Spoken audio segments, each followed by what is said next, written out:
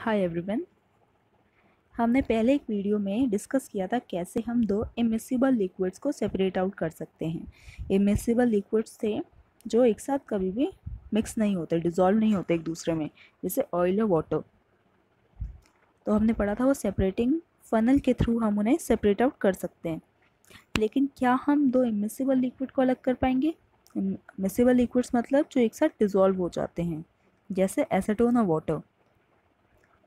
तो yes, we can separate out the component from the mixture if these components are two miscible liquids।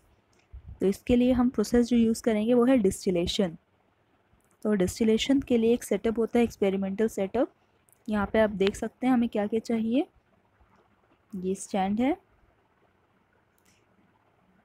ये distillation flask है, यहाँ पे हमारा burner होता है फॉर हीटिंग द मिक्सचर।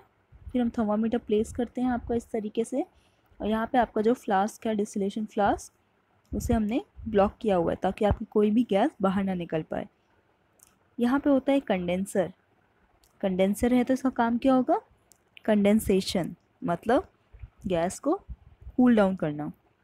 और यहाँ पे हमारे एक जार होता है, एक फ्लास्क होता है, जहाँ पे हम आपका जो कंपोनेंट है उसे रिसीव करेंगे। अब इस प्रोसीजर में होता क्या है, मान लीजिए हमने यहाँ पे एग्जांपल लिया है, मिक्सचर जो लिया है वो है एसीटोन और वाटर का मिक्सचर।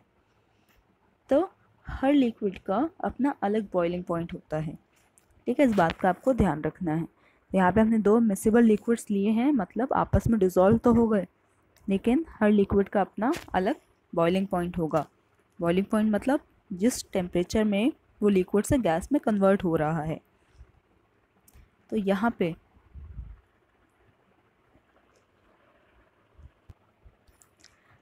वाटर का बॉइलिंग पॉइंट आपको पता है 100 डिग्री होता है, 100 डिग्री सेल्सियस। एंड जो एसीटोन है उसका बॉइलिंग पॉइंट होता है 56 डिग्री सेल्सियस। तो हम देख रहे हैं इनके बॉइलिंग पॉइंट में काफ़ी डिफरेंस है। तो यहाँ पे हमने थर्मोमीटर सेट किया ताकि हम नज़र रख सकें कि आपका बॉइलिंग पॉइंट कौन से लिक्विड का पहुँच चुका है। यहाँ पे जब हम हीट देंगे तो क्या होगा, इस मिक्सचर में से आपका जो एसीटोन है जिसका बॉइलिंग पॉइंट 56 डिग्री सेल्सियस है, जैसे आपका 56 डिग्री पहुँचेगा आपका एसीटोन गैस में कन्वर्ट करना स्टार्ट कर देगा। जब वो गैस में कन्वर्ट होगा, क्योंकि ऊपर से हमने ब्लॉक किया है, उसके पास रास्ता नहीं है, तो वो कहाँ जाएगा? इस कंडेंसर के थ्रू जाएगा। अब इस कंडेंसर में हम देख रहे हैं एक तरफ से कोल्ड वाटर अंदर जा रहा है, दूसरी तरफ से कोल्ड वाटर बाहर आ रहा है। तो कोल्ड वाटर क्या करता है, इस ट्यूब को ठंडा करता है। जो गैस आपके बीच में से पास हो रही है उसे ठंडा करेगा। इससे क्या होगा, जब हम गैस को कूल डाउन करते हैं तो वो किस में कन्वर्ट हो जाता है? लिक्विड में। तो इस प्रोसेस को हम क्या कहते हैं? कंडेंसेशन। तो आपका इस ट्यूब में कंडेंसेशन किया जा रहा है। ये जो गैस थी एसीटोन की, उसे लिक्विफाई किया जा रहा है। जब वो लिक्विड में कन्वर्ट हो जाएगी तो दूसरे फ्लास्क में दूसरी तरफ हम इसे रिसीव कर लेंगे लिक्विड फॉर्म में।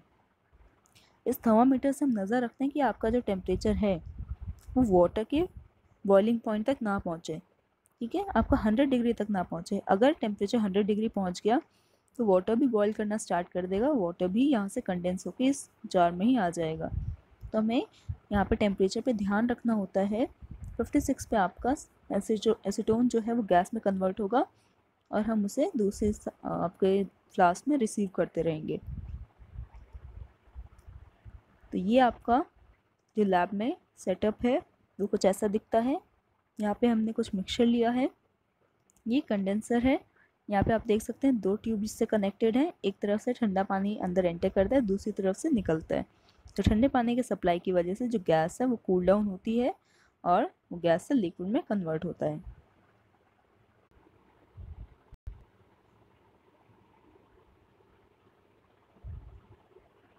यहाँ पे आप सेटअप देख सकते हैं, ये सेंटर में कंडेंसर है। कंडेंसर में आप देख सकते हैं बीच में एक ट्यूब है, उस ट्यूब के अराउंड एक ट्यूब है। जो सेंटर वाली ट्यूब है उसके थ्रू गैस जाता है और उसके अराउंड जो ट्यूब है वहाँ पे आप वाटर फिल्ड देखेंगे। तो ये कोल्ड वाटर का सप्लाई आपकी इनर ट्यूब के बाहर होता है। ये थर्मामीटर सेट किया हमने। यहाँ से थर्मामीटर में आपको टेम्परेचर कंटिन्यूसली नोट करना है कि आपका वाटर के बॉइलिंग पॉइंट तक ना पहुँचे।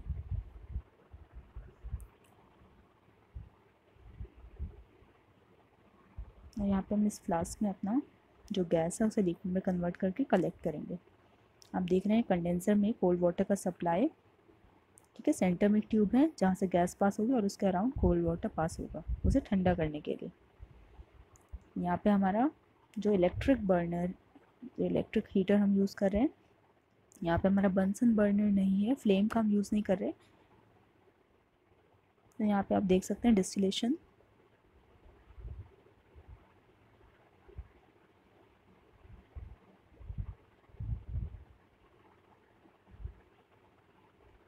तो डिस्टिलेशन में आपको दो ऐसे लिक्विड लेने हैं जिनके बॉइलिंग पॉइंट अलग हों।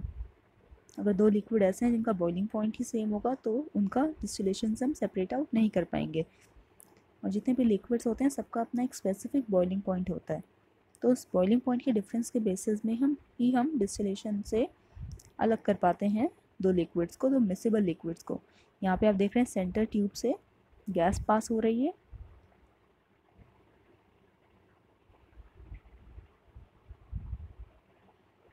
अभी सेंटर कंडेंसर का हमने कोल्ड वाटर का सप्लाई, आप देख रहे हैं कैसे कोल्ड वाटर पास हो रहा है ताकि जो गैस है वो ठंडी हो जाए, कंडेंसेशन हो सके। अब ड्रॉप बाय ड्रॉप आपका इस फ्लास्क में हमें, आप देख सकते हैं ड्रॉप बाय ड्रॉप अपना लिक्विड मिल रहा है। जो एसीटोन है वो आपका मिलना स्टार्ट हो जाएगा। जिसका बॉइलिंग पॉइंट कम है वो आपका लिक्विड सबसे पहले गैस में कन्वर्ट होकर दूसरे फ्लास्क में मिलेगा।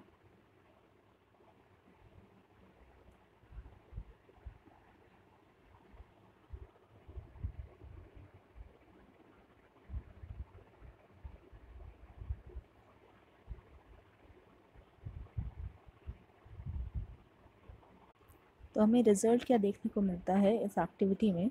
The acetone vaporises and condenses in the condenser, can be collected from the condenser outlet.